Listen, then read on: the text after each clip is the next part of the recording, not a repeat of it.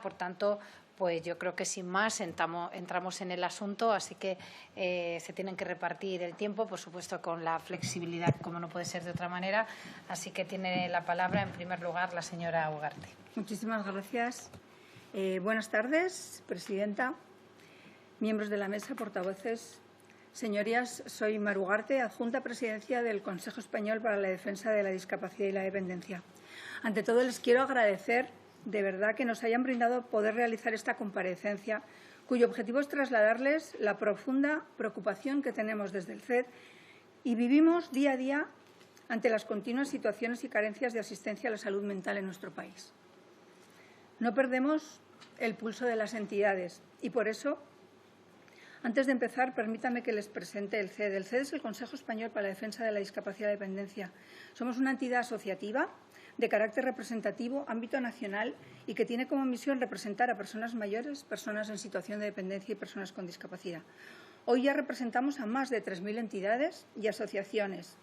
El CED, en definitiva, representa de forma transversal, abierta y sin exclusiones a todas las personas, asociaciones, entidades e instituciones que trabajan para la defensa, la mejora y la representación de estos colectivos.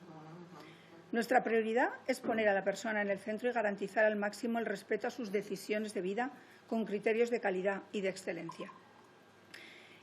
Y lo que les iba a contar, en el actual contexto social, desde el CED venimos a trasladar nuestra, repito, gran preocupación e inquietud por la situación que se atraviesa con el tema de la salud mental. Necesitamos y pedimos, sobre todo especialmente para los colectivos más vulnerables, para los colectivos de la dependencia y de la discapacidad, para los colectivos de las personas mayores. Ello conduce a que sea necesaria una protección reforzada para estos colectivos con el objetivo de evitar la exclusión social que se está produciendo. Entre los diferentes ámbitos que requerimos, en especial el que hoy vamos a llevar a cabo es el de recibir y garantizar una atención psicológica de calidad y dirigida a esta población con el objetivo de favorecer un bienestar psicológico que no se está abordando de forma prioritaria como se debería.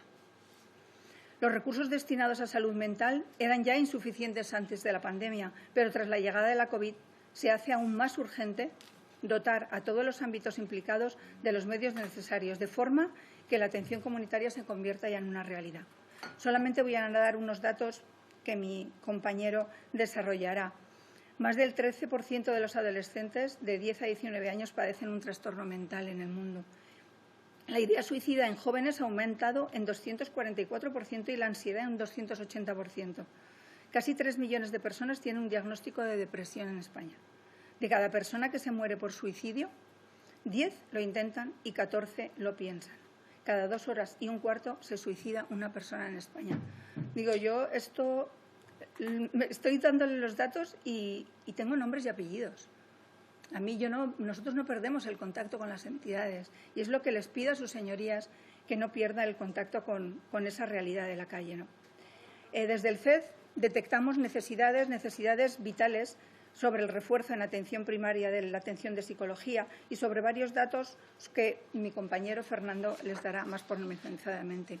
Concluyendo, como una entidad de las más transversales que hay en España, siendo una voz complementaria que somos a las ya existentes, entendemos que es necesario que trabajemos juntos y nos ofrecemos a esta comisión para trabajar teniendo en cuenta la protección y necesidades de los colectivos más vulnerables y con más dificultades para conseguir esa inclusión. Bueno, con todo esto agradezco otra vez la atención de todas sus señorías, de la presidenta y de la mesa, y doy paso a Fernando Chacón. Sí. Tiene la palabra el señor Chacón.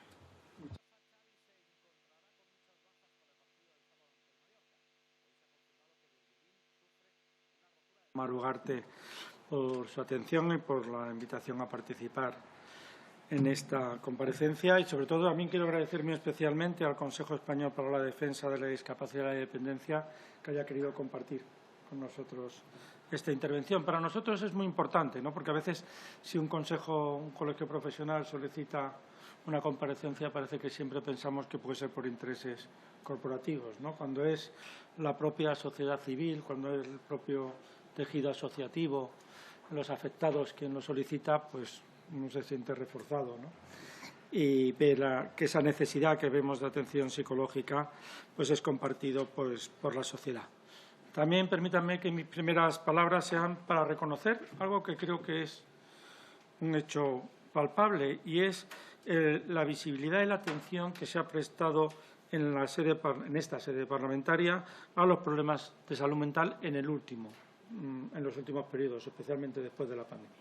Yo creo que uno de los cambios más significativos que ha habido es, yo creo que nunca en ningún otro periodo parlamentario se ha hablado tanto de salud mental como actualmente, ¿no? Y esto creo que es importante reconocerlo.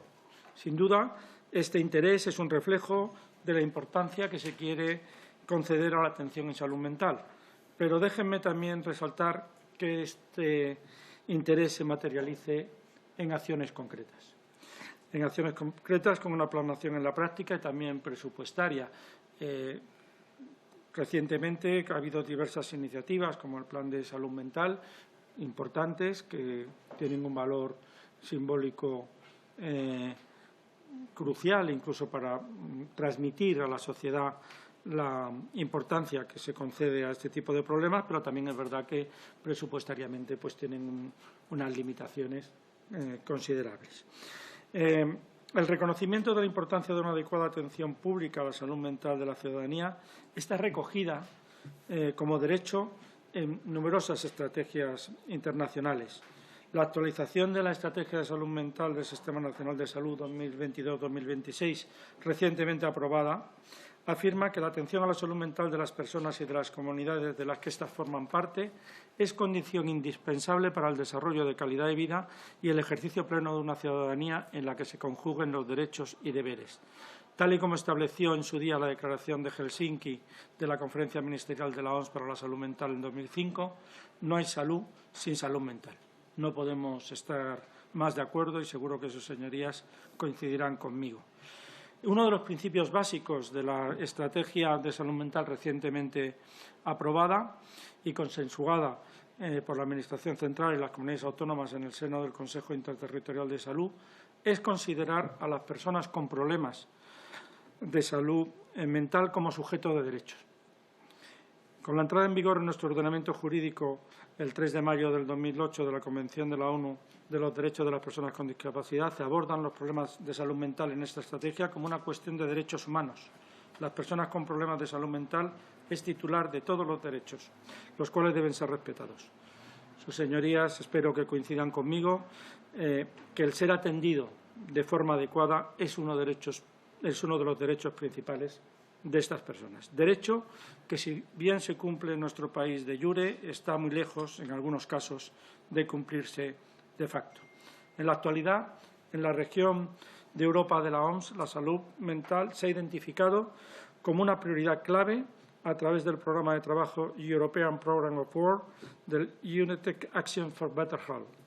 La Organización para la Cooperación y el Desarrollo Económico, la OCDE, desarrolla también actualmente en colaboración con la Comisión Europea una serie de informes en los que se evalúa el progreso hacia sistemas de salud eficaces, accesibles y resistentes en toda la Unión Europea. El informe publicado en 2008 estimaba que el coste total de los problemas de la salud mental representa el 4% del Producto Interior Bruto de los países de la Unión Europea.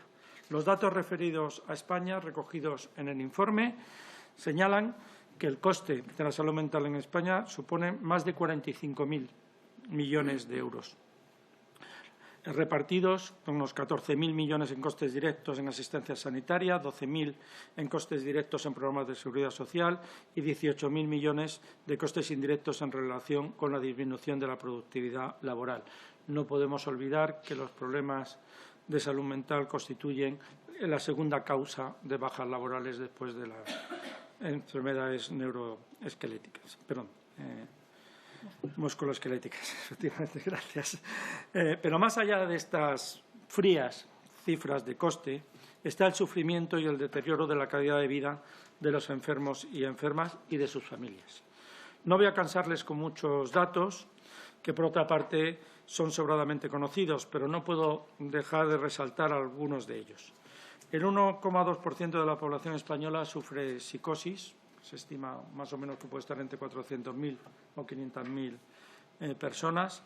El 7,2% de las personas mayores de 75 años padece demencia. el 6,7% de la población general ansiedad y el 4,1% trastornos depresivos. Según la encuesta nacional de salud, en 2007 el 10% de la población estaba diagnosticada, no es una percepción, de un problema mental o psicológico. El 27% de los pacientes de atención primaria presentan problemas psicológicos o mentales según los datos de los propios médicos de atención primaria. Es un 30% de las consultas en atención primaria, aunque lógicamente en muchos casos iban conjuntamente con otras enfermedades de tipo físico. La pandemia ha triplicado el número de trastornos mentales según la mayoría de las encuestas, sobre todo en niños, niñas y adolescentes, como bien ha puesto de manifiesto el informe Crecer saludablemente de Save for Children. La situación empeora para la infancia y adolescencia que viven en hogares de bajos ingresos, con una probabilidad 4 veces mayor de sufrir este tipo de trastornos. La prevalencia es significativamente más alta en los grupos sociales más desfavorecidos, con lo cual el no atender no supone simplemente un sistema de falta de eficacia del sistema de atención, sino que además supone un factor de inequidad. Junto con ellos hay que señalar el incremento en el consumo de ansiolíticos y de psicofármacos. Según los datos de los que disponemos, España es el país del mundo con una tasa de consumo de ansiolíticos mayor, lo que supone, además, con un incremento de un 4 o 5% de un año para otro, del 2020 al 2019. La mayoría de las prescripciones de estos fármacos se dan en atención primaria, ante problemas de salud mental que no son derivados a los centros de salud mental por la saturación que se produce en los centros. Es decir, las listas de espera para ser atendidos en un centro de salud mental son meses, y estamos hablando a lo mejor de enfermedades como una depresión, en que el no atenderlo prontamente puede llevar a una cronificación o a consecuencias aún mucho mayores, pero si grave es la lista de espera para la primera cita, casi más grave es el periodo que se produce entre consultas. En la práctica privada es bien sabido que normalmente la frecuencia es semanalmente o un poco más adelante es a lo mejor quincenalmente como mucho. En los centros de salud mental públicos actualmente en nuestro país el periodo entre consultas pueden ser meses. Y estamos hablando de tratamiento crónico, lo cual impide, lógicamente, una intervención psicoterapéutica eficaz. Como digo, la principal atención que reciben la mayoría de las personas con trastornos mentales en nuestro país es fundamentalmente farmacológica, absolutamente necesaria en muchos casos, nadie lo discute. Pero, sin embargo, las principales guías de práctica clínica, como las del Instituto Nacional de Excelencia Clínica, el NICE del Reino Unido, indican que el tratamiento de elección para la ansiedad y la depresión, los trastornos mentales más prevalentes, es la psicoterapia y no los psicofármacos. Lógicamente, en nuestro sistema estamos cojos en ese sentido porque tenemos una pata, pero nos falta la otra. Por tanto, es necesario incrementar y acercar la atención psicológica y psicoterapéutica a la población. En esta misma línea, el Defensor del Pueblo, en un informe de enero de 2020, consideraba urgente que el Gobierno y las comunidades autónomas estudien cómo incrementar el servicio de atención psicológica que ofrece el Sistema Nacional de Salud. Y esto lo hizo tras constatar que la ratio de psicólogos por habitante apenas había variado en la última década. Es decir, que no solo de psicólogos clínicos, las cifras de profesionales de salud mental en nuestro país, tanto de psicólogos clínicos como de psiquiatras, como de enfermeras en salud mental, es casi un tercio de la media de la OCDE. Se estima que la media en psicología clínica, que quizás sean los datos que más fresco tengo en la memoria, creo que la media de la OCDE está actualmente en 20 psicólogos clínicos por cada 100.000 habitantes. En España la media, con diferencias entre unas comunidades y otras, es de 5 o 6, de 5,5 si no recuerdo mal. Es decir, habría para homogeneizarnos con la media de la OCDE, habría que cuatriplicar por lo menos la cifra de profesionales que actualmente están trabajando en el Sistema Nacional de Salud. Y eso es esencial en una intervención como es la que se realiza para atender los trastornos mentales, en el que la tecnología tiene poca importancia, ¿no? En el que los grandes aparatajes tienen muy poca importancia. El principal recurso que tiene el Sistema Nacional de Salud para atender los trastornos mentales son los propios profesionales, el contar con suficientes profesionales, además suficientemente formados, por lo cual este déficit es especialmente preocupante. El informe del Defensor del Pueblo a que hacía alusión antes también hacía necesario extender la atención al ámbito de la atención primaria y crear más plazas de formación especializada. Este punto de vista coincidía, según el informe, con las quejas ciudadanas que llegaban a la institución, que reflejaban que, a pesar del gran esfuerzo que realizaban los profesionales y muchas entidades sociales, existe una insuficiencia estructural de recursos humanos y materiales que se traduce en una pobre respuesta a la demanda existente, que además, lógicamente, es derivada cada vez más al ámbito privado. Existen iniciativas en nuestro entorno que nos demuestran que, priorizando la atención a los trastornos mentales y con voluntad política, es posible mejorar notablemente el tratamiento de los trastornos mentales. Quiero citar aquí, porque supone una experiencia señera y que ha sido imitada en muchos países, el programa que inició en el 2008 el Reino Unido, lo voy a traducir, se llama Mejorando el acceso a las terapias psicológicas. Este programa está basado básicamente en un acercamiento del tratamiento psicológico a la población y en prestar una intervención psicológica que esté basado en la evidencia. Sobre todo está centrado en problemas de ansiedad y de depresión. Los datos de este programa son espectaculares porque atiende a casi 1 millón de personas al año. El 70% de los participantes muestran mejorías, de tal punto que la mitad de ellos fueron dados de alta durante un periodo de un año. El éxito de este programa ha hecho que se hayan puesto programas similares en Suecia, Australia y Noruega, por poner solo algunos ejemplos.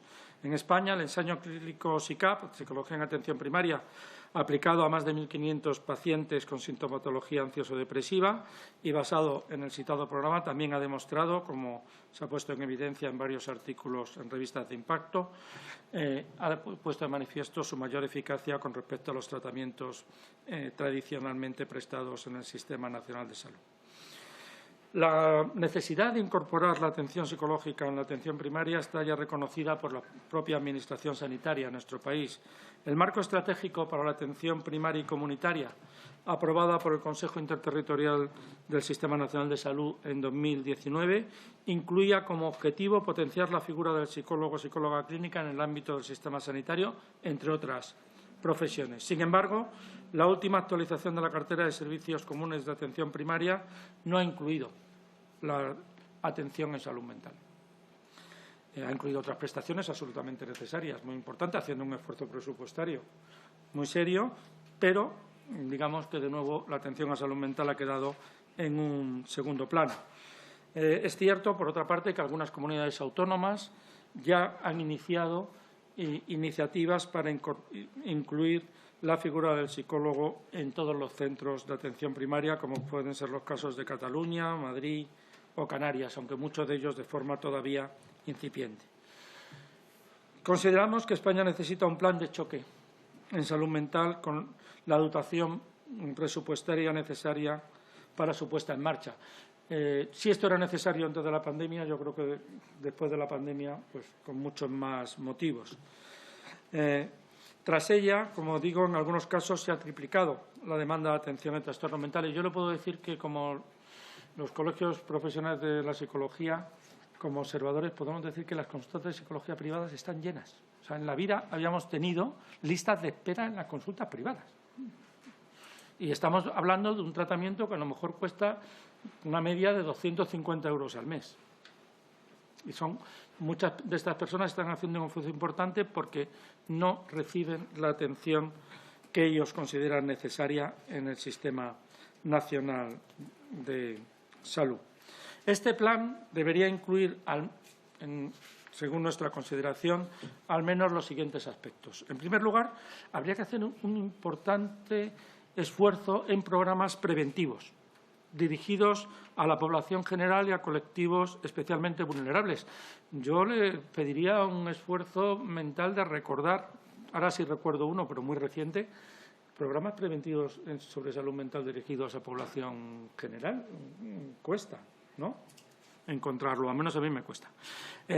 Estos programas preventivos deben dirigidos a aumentar el nivel de información de la población sobre los trastornos mentales y los recursos disponibles en el Sistema Nacional de Salud, ayudando a una detección más temprana de los problemas psicológicos, dotando a las personas de más recursos personales para afrontarlos y reduciendo, un aspecto importantísimo, el estigma que aún sigue suponiendo en España la enfermedad mental y que, como bien, es una de las líneas estratégicas incluido en el Plan Estratégico de Salud Mental. En una situación como la actual, en la que todos los informes coinciden en el notable incremento de trastornos mentales en la infancia y la adolescencia, es imprescindible incluir el bienestar emocional y la salud mental en los contenidos curriculares y extracurriculares de los centros educativos. Pero estos programas no deben ser meramente informativos, sino que deben dirigirse también a reducir algunos de los principales factores de riesgo de la enfermedad mental, y en este caso la colaboración con otros ministerios, otros ámbitos de la protección social es fundamental. Es bien conocido por todos, no creo que haga falta la relación entre clase social y incidencia de determinados trastornos. Lógicamente, los programas de rentas mínimas, de acceso a la vivienda, de empleo, en la medida que reducen el estrés que sufren esos colectivos más vulnerables, es previsible que también reduzcan la incidencia de determinados trastornos. El segundo aspecto, es necesario un plan de formación a los profesionales sanitarios y de los sistemas que atienden a colectivos especialmente vulnerables, servicios sociales, educación, instituciones penitenciarias, el personal de residencias, en formación en los trastornos mentales. En este sentido, también de mejorar la formación, también habría que crear nuevas especialidades sanitarias, como puede ser la especialidad de Psicología de la Infancia y de la Adolescencia. Se ha creado recientemente la especialidad de Psiquiatría de la Infancia y de la Adolescencia, pero también es necesaria esta especialización en el ámbito de la psicología. En tercer lugar, como se ha dicho antes, sería necesario un incremento notable de los recursos humanos de los profesionales de la salud mental en nuestro país, lo que conlleva también un aumento de las plazas PIR y MIR de psiquiatría. Pero no solo incrementar plazas de formación, sino incrementar también las plazas en el Sistema Nacional de Salud. Recientemente, alguna comunidad autónoma, como es el caso de Canarias, se ha visto en dificultades para cubrir plazas de las especialistas ofertadas. Este déficit de especialistas es urgente solventarlo, ya que en los próximos años se irán jubilando aquellas personas que fueron homologados como especialistas en psicología clínica cuando se creó la especialidad en 1989. Hay algunos estudios que indican que se va a producir un déficit de especialistas en un plazo relativamente breve.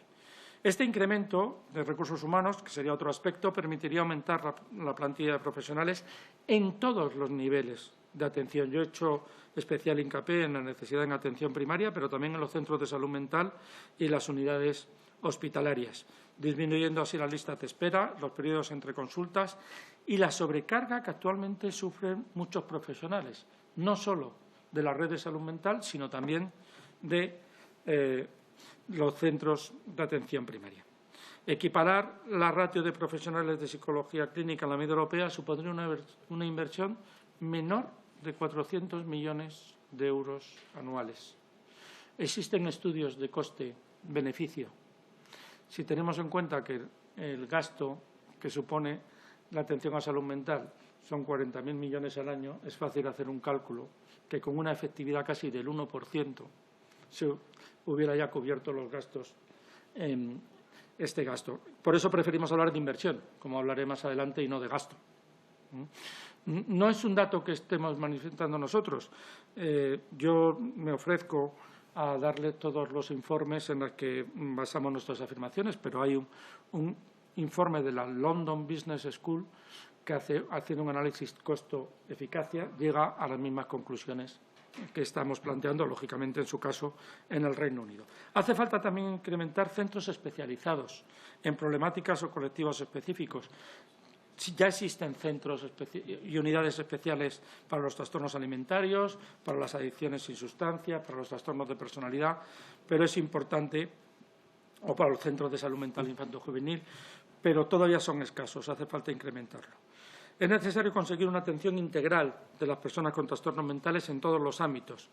La salud no debe ser atendida solo por el Sistema Nacional de Salud. Es preciso coordinar y mejorar la atención de estas personas en todos sus entornos, en los centros residenciales para personas mayores y otros dispositivos de atención gerontológica, en los servicios sociales, incluidos los dispositivos que atienden los casos de violencia de género, agresiones sexuales y violencia contra la infancia y la adolescencia. Es bien conocida la relación entre trauma y enfermedad mental.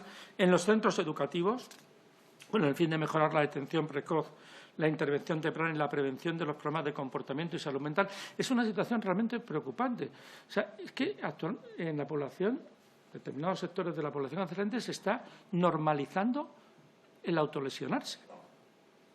El porcentaje de autolesiones que hay, por ejemplo, o sea, simplemente por decir un porcentaje de autolesiones que hay en algunos colectivos es enorme, pero no solo eso, sino que algunos sectores de la población adolescente lo están viendo como lo normal, lo cual es especialmente preocupante.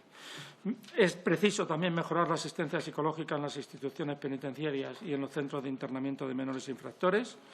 Según los datos de las sociedades de psiquiatría forense, los índices de trastornos mentales previos o sobrevenidos al encarcelamiento son alarmantes y también hay que mejorar la prevención de los riesgos laborales psicosociales, que, como digo, es la segunda causa de bajas laborales. Señorías, para terminar, somos conscientes de las importantes necesidades que deben ser cubiertas por el Sistema Nacional de Salud. Somos conscientes también de las limitaciones presupuestarias y más en una coyuntura económica como la actual, pero consideramos que es el momento de invertir en salud mental. Y, como decía, digo invertir, no gastar. Numerosos estudios económicos, como citaba, han puesto de manifiesto que la inversión en salud mental es rentable a medio plazo. Pero, como decía al principio de mi intervención, los resultados más importantes no son económicos, sino será la mejora de la calidad de vida de estos pacientes y la reducción de la discapacidad y la dependencia producida por estas causas. Muchas gracias por su atención. Espero no haberme sobrepasado el tiempo y estamos abiertos, por supuesto, a cualquier cuestión que quieran plantearnos o ampliar la información que consideren necesario o aportarle los informes o los datos de alguna de las cuestiones que he señalado si es de su interés. Muchas gracias. Muchísimas gracias por sus completas exposiciones y propuestas que nos hacen aquí a la comisión. Y es el turno de los portavoces que, como saben, si lo desean, tienen un turno para poder plantear o reflexionar sobre este asunto. No sé si la señora Cañadell, que sería el primer grupo parlamentario que le tocaría intervenir, en nombre del Grupo Plural, tiene la palabra. Gracias, presidenta, y gracias al señor Fernando Chacón y a la señora María del Mar Ugarte por su exposición. A mí me gustaría saber, usted ha nombrado o ha enumerado diversos temas a tratar o a sumar esfuerzos, ¿no?, para mejorar. Ha hablado de programas preventivos, el plan de información en los profesionales sanitarios, incremento de recursos, tanto yo creo económicos como en personal sanitario, en recursos humanos, el tema de la jubilación que nos viene encima, pero si nos tendríamos que quedar con una sola cosa, ¿cuál ustedes creen que sería en la que tenemos que reforzar más esfuerzos a partir de ayer, no de mañana? Por otra parte, personalmente yo creo que sí que se ha avanzado en temas de salud mental. Existe aún la estigmatización, pero pienso que se ha hecho un buen trabajo y que cada vez va en decremento. Pero creo que es muy importante el aportar más recursos económicos y, sobre todo, recursos humanos. Y sí que me gustaría, creo que lo ha dicho usted en la parte final de su intervención, si nos pueden facilitar estos informes con los que han venido trabajando para también nosotros poder tener acceso y hacer mejor nuestro trabajo. Muchas gracias. Muchas gracias, señora Cañadel. A continuación, por el grupo parlamentario de Unidas Podemos, tiene la palabra la señora Medel. Buenas tardes y bienvenidos, señora Ugarte, señor Chacón. Yo no les voy a hacer ninguna pregunta porque comparto absolutamente su análisis y tanto es así que mi grupo parlamentario hace un año registró una ley de salud mental porque considerábamos que era necesaria una ley de salud mental, dado la trayectoria de planes y estrategias sobre salud mental que ha habido desde hace 40 años y que al final se han concretado en muy poquita cosa. Entonces, nosotros registramos una ley que pasó el trámite parlamentario, fue aprobada mayoritariamente y lleva un año en fase de enmienda. Y confieso aquí que hemos sido incapaces, mi grupo parlamentario, de que eso tire para adelante. No hemos podido. Y creemos que es una ley que abordaba, sinceramente, todos los puntos que ha planteado usted. Y, por ejemplo, ¿no?, los principios que inspiran la ley, le leo 3, ¿no? Derecho a disfrutar de salud física y mental, por supuesto, ¿no? Recogía la autonomía personal, derecho a la libertad, a la intimidad, derecho a la equidad en el acceso a los servicios y respecto a la dignidad. Creemos que los ratios que se establecen en esta ley aproximaban los profesionales tanto de enfermería especializada como psicólogos como psiquiatras, los aproximaba bastante a la media europea. Abordaba cuestiones como el estigma social, como la discriminación, violación de derechos humanos, ¿no? Y, ya le digo, ahí está parada. Y no vemos de qué manera eso puede seguir su andadura, ¿no? Pero que, claro, usted me dirá, pues para eso está usted ahí, ¿no? ¿Usted qué va a decirme, no? Y reconozco que tiene usted pues toda la razón del mundo, ¿no?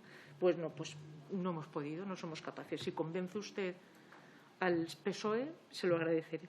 A ver si conseguimos llegar a algo. Lo que, miren, a mí quizá no existe una apreciación real, me parece a mí, socialmente, por mucho que ahora es como si la pandemia hubiera puesto de moda la cuestión de la salud mental, ¿no? Pero hay una especie de resistencia a reconocer que la salud mental es algo equiparable a una enfermedad cardíaca, ¿no?, o a otro tipo de patología. Me refiero en cuanto a importancia. Es que no entiendo por qué no hay ningún problema para que una persona se haga un trasplante de órgano, ¿no?, con una Organización Nacional de Trasplantes también estructurada y que también funciona, y, sin embargo, la salud mental no se intenta. Yo no sé ¿por qué? No lo sé. No lo sé y por qué nadie aborda esto. Incluso me parece que por parte tampoco de los profesionales, ¿no?, es como si no se les oyera lo suficiente. Nadie se plantearía ninguna persona que uno tuviera problemas para tratarse del cáncer, ¿verdad?, para diagnóstico, para tal, o que esto no lo abordara la sanidad pública. Sin embargo, la sanidad pública en la práctica no lo está haciendo en cuestión de salud mental. Yo le prometo que haremos todo lo posible porque esa ley tire para adelante. Ya le digo, consideramos que los planes y las estrategias son recomendaciones. Una ley forzaría mucho más el tema. Eso es lo que nosotros, pues por lo menos pidiéndole disculpas, me comprometo con usted a intentarlo de nuevo, ¿no? Muchas gracias. Muchas gracias. Por el Grupo Parlamentario Vox tiene la palabra el señor Stigman. Señora Ugarte, señor Chacón, muchas gracias. Yo soy hematólogo, aparte de diputado.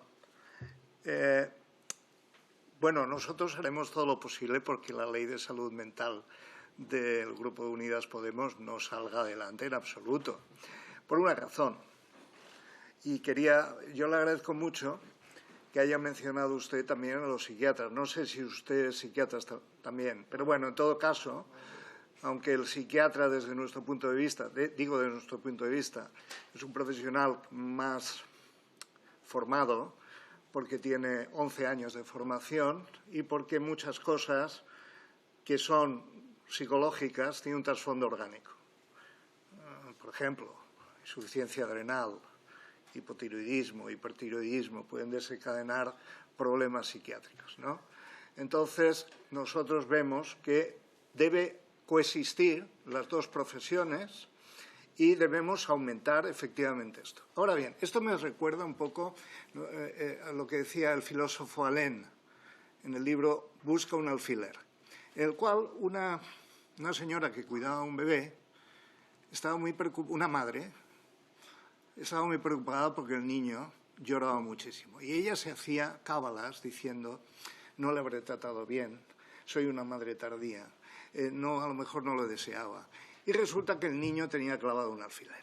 Entonces, quiero decir que tenemos que buscar muchas veces las causas. Y entonces aquí viene la pregunta. Mire, aparte de que la ley de Podemos es una ley lacaniana y que ya sabemos a dónde ha llegado, veamos las declaraciones de Irene Montero sobre el asunto de la pedofilia, ¿no? Siguiendo esa cosa de la antipsiquiatría, es una ley que no tiene en cuenta el enfoque psicobiosocial, ¿no? Entonces, yo quisiera preguntarles sobre un asunto concreto. Miren ustedes, la epidemia, no sé si ustedes lo preveían, ¿no?, lo que iba a pasar. ¿Qué pasó con el encierro y los niños? ¿Qué pasaría, cuál sería la actitud de los psicólogos clínicos ante un nuevo deseo de encerrarlos? ¿Qué pasaría? Y nosotros, ya sabe usted que nosotros nos hemos opuesto a los encierros y además el Tribunal Constitucional también, ¿eh? Nos hemos opuesto a las mascarillas en los niños. ¿Qué pasaría si en una nueva epidemia? ¿Qué dirían ustedes? ¿Qué dirían ustedes? No les pregunto lo que dijeron, ¿eh? No le pongo en problemas, porque era muy difícil prever todo esto por parte de ustedes. Pero en estos momentos, usted ha hecho mención a los niños, permítame que incida en eso. Según una última publicación de JAMA Pediatrics, ya sabe usted, 10,5 millones de huérfanos en el mundo a causa de la COVID. Menos en Europa, es verdad. Pero ¿qué impacto han sufrido los niños españoles por esos encierros, por ese miedo, por toda esta situación de miedo inducido y miedo lógico, las dos mezcladas? ¿Ustedes han hecho algún estudio sobre esto? Porque fue en septiembre del 21 cuando, como dice la doctora Medel, las señorías de Podemos presentaron esto, cuando estábamos viendo todos los enormes trastornos que había psicológicos a consecuencias de la epidemia y del encierro ilegal a los que nos sometió el gobierno del presunto doctor. Entonces, en esos momentos, algunos psiquiatras decían lo que ha dicho usted. Vamos a reconocer la psiquiatría de niños y adolescentes. Bien, psicología de niños y adolescentes, lo tenemos que hacer. Pero ¿hemos hecho algún estudio epidemiológico para ver realmente lo que ha pasado? ¿O pasa también como en microbiología, que todavía no sabemos el estatus de inmunidad de las personas españolas? ¿Tenemos algún estudio de estado de inmunidad de los españoles ante los eventos psicológicos? ¿Tenemos un estudio de prevalencia? ¿Qué piensan hacer ustedes para ello? Desde el Grupo Parlamentario Vox, nosotros vamos a apoyar que aumenten efectivamente los psiquiatras y los psicólogos, aunque, como organicistas que somos también, creemos que hay muchas causas orgánicas que tenemos. Mire, y termino aquí, yo soy hematólogo. Me venían un paciente y le veo, hombre, Alejandro, le veo mal. ¿Está usted deprimido? ¿Está triste? Le veo triste. Bueno, no, es que estoy deprimido y tal. Bueno, oiga, pues usted tiene una leucemia. ¿Y qué tal el trabajo? No, pues es que me han echado. Bueno, Nosotros pensamos que lo que tenemos que corregir es las situaciones materiales y también atender a las espirituales. En ese camino nosotros le vamos a ayudar. Han sido muchas preguntas. Me pregunto solamente, usted también, bueno, usted también se ha extendido, ¿verdad? Y además yo he aprendido mucho, No, pero mire, le resumo. Solamente quiero saber lo siguiente. Pero tiene que resumir ya, señor Stimman. Niños. Estudio epidemiológico. ¿Y qué harían ustedes si de repente al Gobierno se le ocurre otra vez encerrarnos y imponer las mascarillas en los colegios otra vez? Una pregunta muy sencilla. Muchas gracias, señor Stimman. Gracias. A continuación, el Grupo Popular tiene la palabra el señor Callejas. Pues buenas tardes y muchas gracias a María del Mar Ugarte Ozcoidi y a don Fernando Chacón Fuertes por su intervención y por aportarnos tantos datos sobre su profesión. Yo me voy a centrar en 4 puntos que me han llamado poderosamente la atención. En primer lugar, la de los recursos humanos. Es preocupante la saturación de pacientes que han comentado en sus intervenciones, pero aún más algo que como sanitario que soy también pues me preocupa, que es la sobremedicación en vez de un tratamiento. O sea, una persona que puede ser curada o puede ser aliviada con un tratamiento clínico, pues está sobretratando con medicamentos que a lo mejor no sería necesario aplicar. Usted ha dado una serie de datos económicos de la inversión que sería necesaria para poder paliar estas circunstancias, pero sí me gustaría que aquilatara el número de profesionales de psicología clínica que haría falta en atención primaria para poder ayudar a solucionar este problema. Y también le pido pues, su opinión sobre qué opinan sobre la colaboración público-privada. Al igual que, por ejemplo, en otros campos, como puede ser la odontología, existe el PADI, el Programa de Atención Dental Infantil, que utilizan a clínicas privadas para poder desaturar o poder tratar a pacientes de la sanidad y que no haya largas listas de espera, como ha dicho usted que hay, pues ¿qué opinan de esa colaboración público-privada en el ámbito de la psicología? También me preocupa muchísimo el dato de que la mayor causa de muerte en personas jóvenes actualmente sea el suicidio. Es un drama y que para mí creo que es fundamental, como en todos los ámbitos sanitarios, la prevención. ¿Ven adecuado, al igual que, por ejemplo, tras la pandemia pues, se instauró el tema de la enfermería escolar, que se cree la figura del psicólogo escolar para ayudar a precisamente prevenir desde el origen posibles problemas y que no puedan llegar a situaciones tan dramáticas como es el suicidio?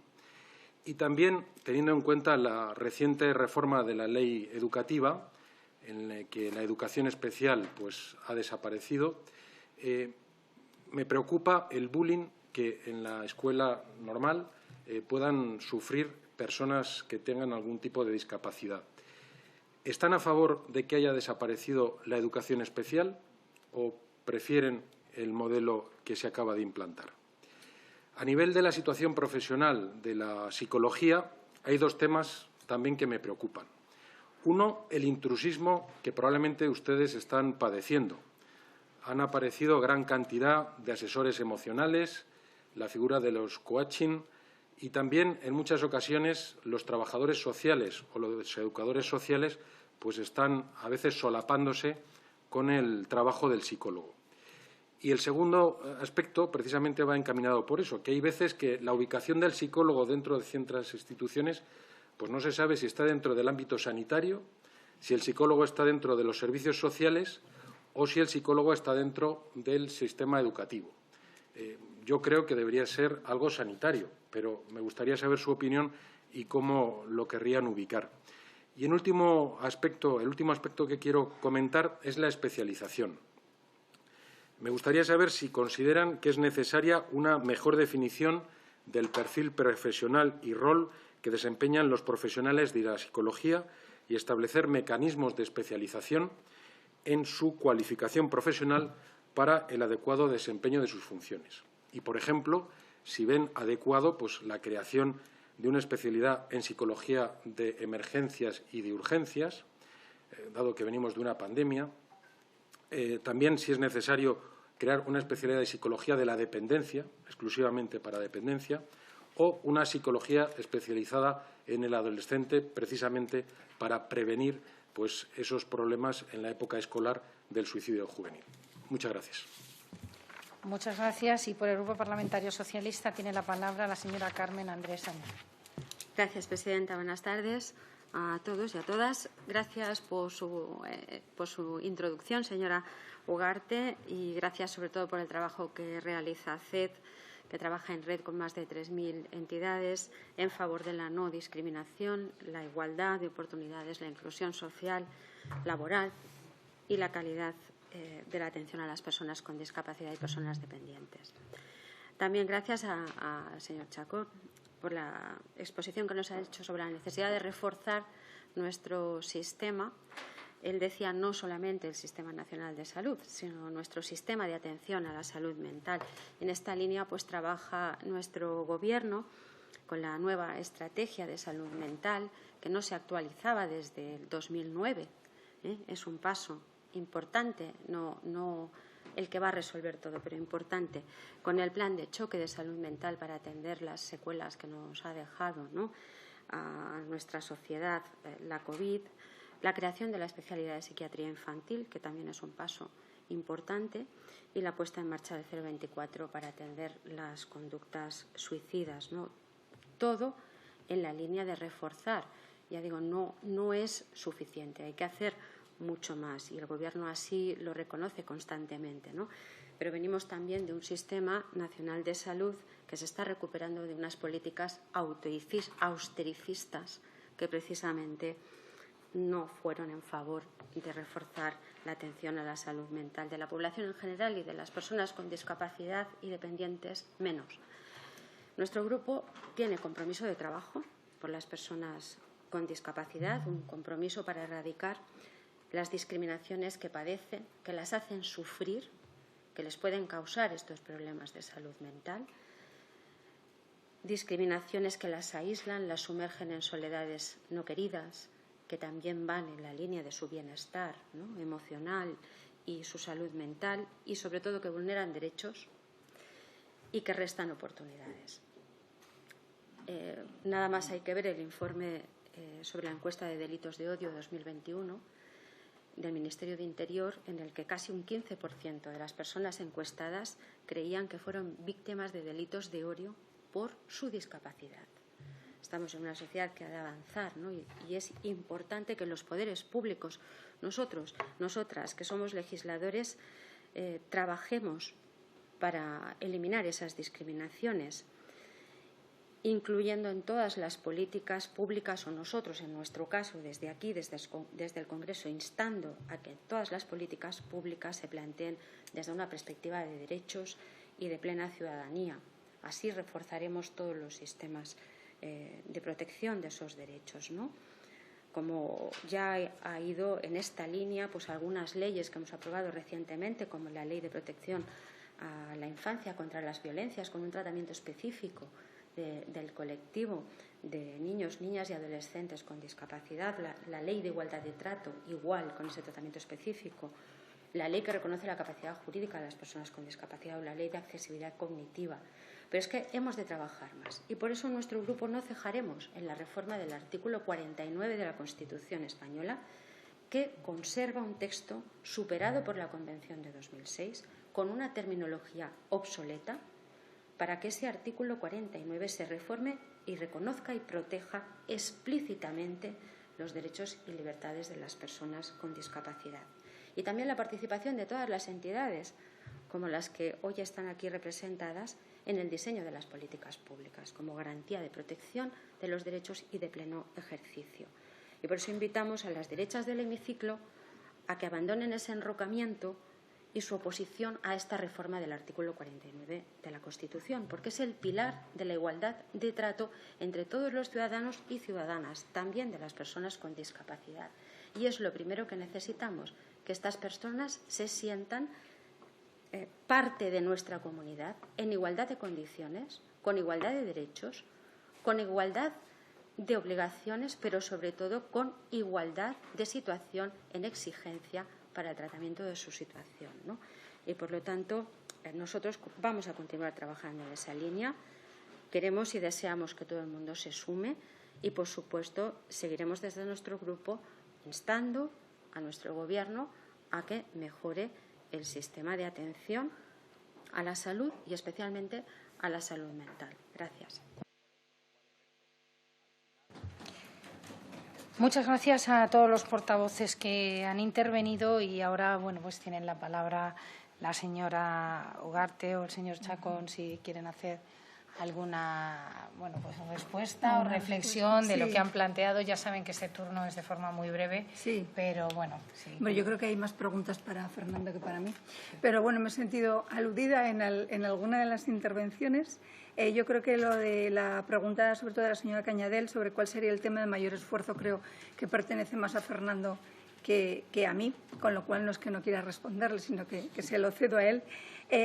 Yo quería contestar, hacer una puntualización al señor Stigman sobre, bueno, ha habido un momento que ha dicho como que los psicólogos están, y además yo creo que la defensa la tengo que hacer yo, menos formados quizás, o que los psiquiatras tienen más formación. Yo creo que es diferente. Yo creo que esto es, por lo menos yo, desde el mundo de la discapacidad, yo no soy médico, pero llevo en el mundo de la discapacidad muchísimos años, y creo que en España hay una cosa que hacemos muy bien, que es curar. La fase aguda de los pacientes se hace muy bien, pero la prevención, el pre y el post, lo hacemos muy mal. Por lo menos tenemos muchas carencias, lo que es la prevención y lo que es la rehabilitación. La rehabilitación yo entiendo que es la parte del psicólogo. Yo también comparto con usted que tienen que los dos coexionar y tienen que trabajar juntos, psiquiatría y psicología. Pero yo creo que no son uno más importante que el otro. Simplemente me ha picado un poquillo eso. Pero creo que son igual, creo que hacen un todo. Creo que hacen un todo. Uno ya hace la parte aguda y el otro hace la parte rehabilitadora. No sé si estás de acuerdo conmigo, pero por lo menos yo lo veo así, ¿no? Conforme quería contestar al señor Callejas, que ya no está, pero bueno, el Grupo Popular ha hecho varias preguntas, entre ellas sobre cuál es la opinión nuestra o de Fernando y mía sobre la colaboración público-privada. Yo, esto ha llegado un momento que se ha ideologizado, ¿no? Y yo creo que no debería ser así. Yo lo que creo es que las asociaciones bastante tienen con tener personas con discapacidad, con lo cual entiendo que todos los medios, sea de la forma que sea. Yo cuando llego a comparecer ante ustedes y les pido un servicio, me da igual cómo lo hagan. A mí me da igual si lo tienen público, si lo conciertan. Yo quiero que me lo den. O sea, yo necesito que me den el servicio. Y esto no es ni rojo, ni amarillo, ni azul. Por lo menos desde el punto de vista, desde la asociación, desde nuestro punto de vista, no es así, porque yo quiero el servicio. Y yo necesito, y a las familias les da igual. A mí qué me da, cómo me lo den, si encima no tengo dinero para pagarlo. Pero bueno, desde el punto de vista asociativo, la gente quiere que le den el servicio. Ya sobre la necesidad del psicólogo escolar, él responderá, y sobre el bullying, mire, yo el mes que viene, el día 21 de octubre, tenemos una jornada sobre el bullying y la discapacidad en la escuela, a las que están todos invitados. Vamos a hablar concretamente del bullying y la discapacidad, porque el 80% de los niños con discapacidad sufren bullying en el colegio. Es tremendo, o sea, es un dato tremendo. O sea, al final yo creo que, y la pregunta que estoy contestando todo al señor Callejas, realmente, cuando hablan si estamos de acuerdo o no con la nueva ley educativa, es que yo no tengo que estar de acuerdo o no con la ley educativa, yo estoy de acuerdo, vuelvo a repetir, al servicio. Yo estoy de acuerdo con que a los niños y a las familias tengan capacidad de elección para elegir el sistema educativo que consideren correcto para sus hijos. Muchas veces todos tendemos a la inclusión y además vamos a definir una cosa. La educación es sistemas educativos, tenemos un sistema educativo y unos modelos educativos, el modelo especial y el modelo ordinario. Y uno no es más inclusivo que el otro. El modelo especial es exactamente, ¿cómo no van a querer los del modelo especial que los niños salgan adelante y se incluyan en la sociedad, por Dios? Pues claro que quieren. ¿Cómo no van a querer?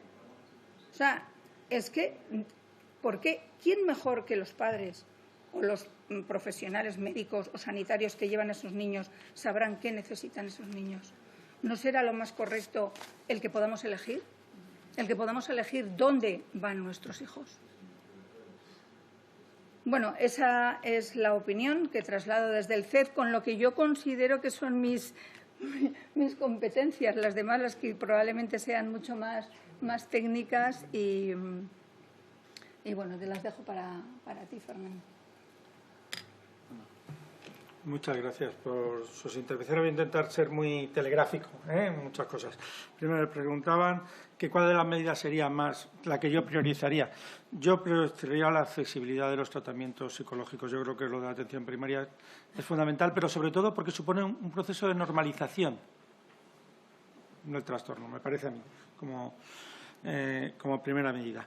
Luego, conocemos la Ley de Salud Mental presentada por Unidas Podemos, sabe que hicimos numerosas propuestas. Soy consciente del debate que hay sobre si hace falta una ley específica o no, o si es mejor integrar esas medidas en otras leyes. A ver, si decidimos que es mejor integrar esas medidas en otras leyes, vale, pero integrémoslo. Porque lo que no vale es decir, no, la ley no, pero no modificamos nada. No sé si me explico, ¿no? En ese sentido quiero decir que, bueno, que puede ser necesaria una ley o puede ser efectivamente incluirlo en otras medidas, pero efectivamente que hay que hacerlo me parece importante. Y era una de las referencias, no solo esa, hay otras muchas iniciativas que ha habido de otros partidos, pero es una de las referencias que me refería al principio al hablar del mayor interés y debate que se está hablando en este sistema. En cuanto a la intervención del representante del portavoz de Vox, yo siempre he hablado de profesionales de la salud mental. Hombre, lógicamente soy psicólogo, defenderé más lo mío, pero creo que en varios lugares de mi intervención he hablado de profesionales de salud y que la escasez es la misma. Y que por supuesto hace falta, porque es igual, es decir, yo he dado los datos de psicología porque son los que manejo más a mano, pero hago referencia a todos. El trabajo conjunto es imprescindible. Que dos datos que me he dejado en el tintero. Suecia tiene 10 veces más profesionales de salud mental que España, en ratio. Y diréis, bueno, pues Suecia, ¿no? Portugal tiene el doble. ¿No? El doble. Y de profesionales, de todos.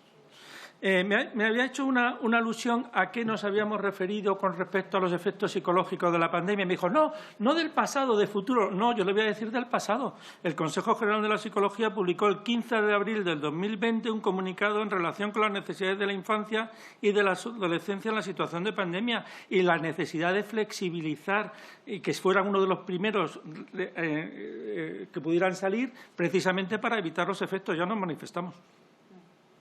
No nos hace falta futuro, ya lo hicimos.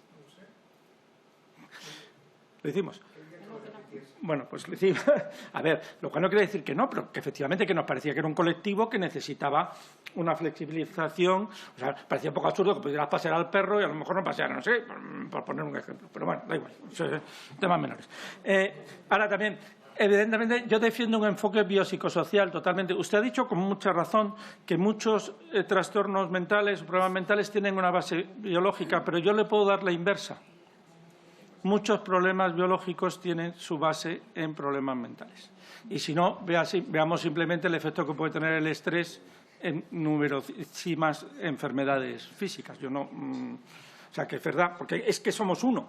Y todo va unido, ¿no? Entonces, me ha parecido, si me lo permite, un poco, sí, biopsicosocial, pero un poco organicista. Usted mismo lo ha dicho. Yo, lógicamente, doy más hincapié en los factores sociales y psicológicos. Probablemente, como dice la OMS, probablemente la verdad estará en todo. Y por eso hace falta trabajar en equipo y nunca mejor en estos sentidos.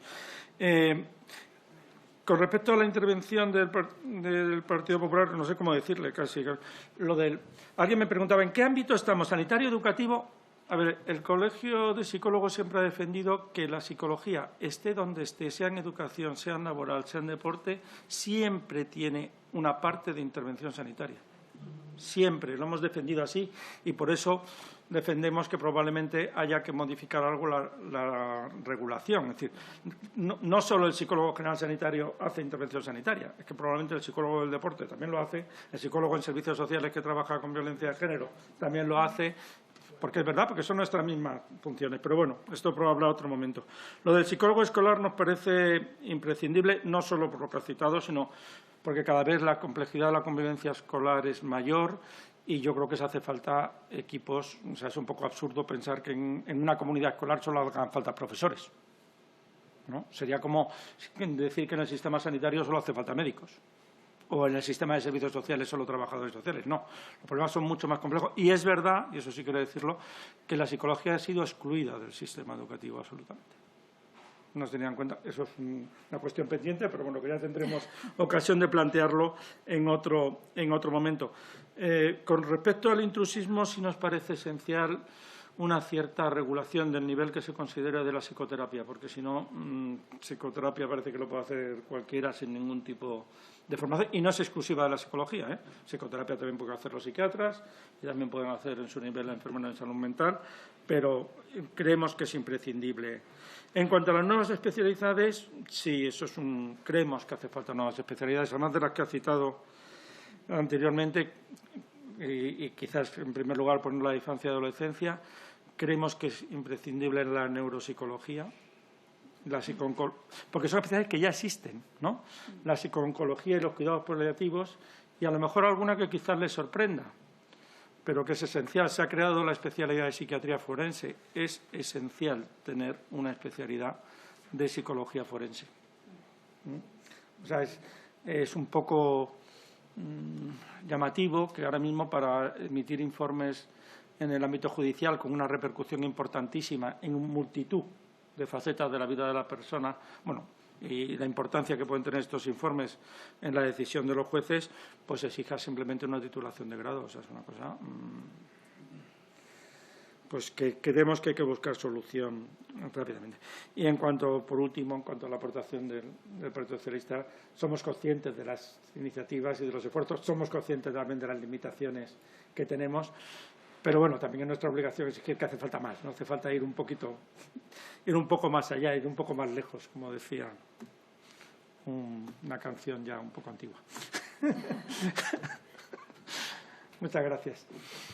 Pues muchísimas gracias, señora Ugarte y señor Chacón. Muchísimas gracias por las propuestas que nos traen en un tema tan importante como es la salud mental, que efectivamente en esta casa venimos hablando de ello desde hace tiempo y es, desde luego, una prioridad en el debate político. Pero es verdad que hay que dar pasos y ustedes hoy aquí nos traen propuestas muy interesantes que seguro que para todos los grupos parlamentarios y para todos los diputados y diputadas, pues nos resulta también pues una manera de que nos ayuden a hacer el trabajo, en definitiva, y que podamos acertar, que en ello está pues la vida de tantas personas que en esos datos que nos daban son desde luego espeluznantes y que desde luego en eso tenemos que estar. Así que muchísimas gracias por su tiempo esta tarde aquí y sobre todo por su trabajo. Buenas tardes.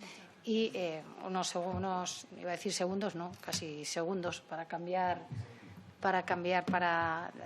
despedir a los comparecientes y la siguiente. ¿Vale?